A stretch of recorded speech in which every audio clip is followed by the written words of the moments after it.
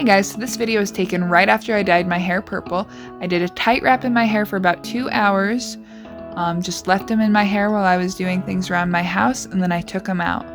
So you can see it's so purple at this time, especially at the ends. And the reason it went so purple at my ends is because my ends were really dry.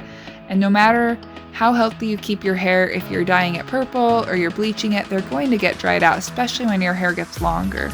The best way to keep them hydrated is by using product and keeping them trimmed regularly. That way you're getting rid of those split ends. So right here, I'm going to separate my curls piece by piece, which is the correct way to do this.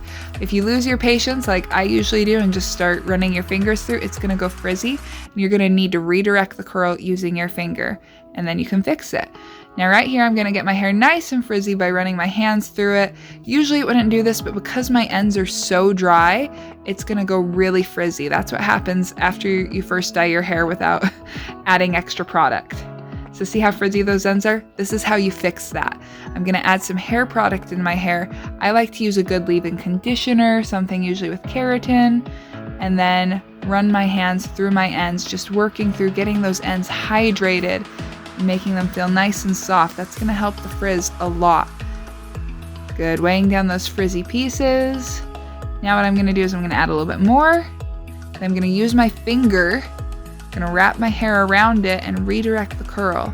And that's gonna fix those really messy pieces. Then I'm just gonna spray some hairspray on my hair. Get it all through those layers. And look at that, much better than the first time around. Those are my tips for frizzy hair.